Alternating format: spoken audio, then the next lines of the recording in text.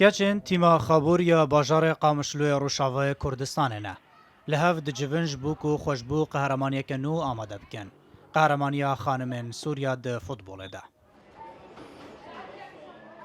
کچین خابور محکی بریانها بونه قهرمان نو پیگهشتین سوریا و پلیای کم بدستانی بو. با و قهرمانی جی به 24 لیستیگوانان و دخوازه به آماده به. سرکرده وانا جی آیا محمده کد خولا نو پیگهشتیان ده به 10 گولان بو گولکارو و که باشترین لیستیگوان جی هاتو بو خلات کرن.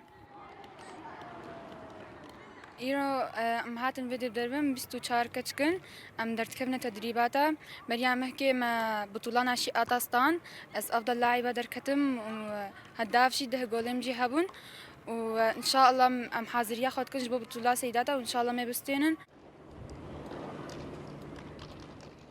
کچین روشاوای کردستان ده دمکی ده فوتبال ده دلیزن و آستک بلند پیشکش دیکن خدمتک زور یوان نهاتیه کرن یاریگین پیتویجی دبن دزدنینه لدیگل وی کیجی خونین وان هنو دخازن ده قهرمانی خانمین سوریا ده با آستک بلند و انجام باش و درب کون.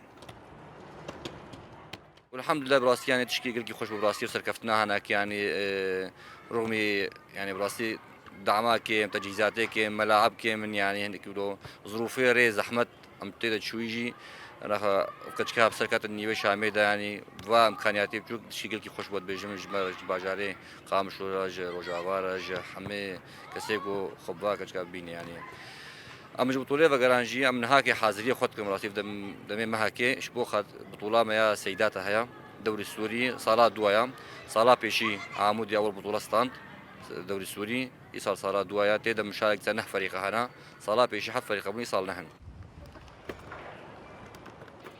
26 یوه مه یانه خابور دی کم یاری خدا برانبر یانه عمودا لحسک دلیزن عمودا ورز در بازبوی بو قهرمان خولا سوریا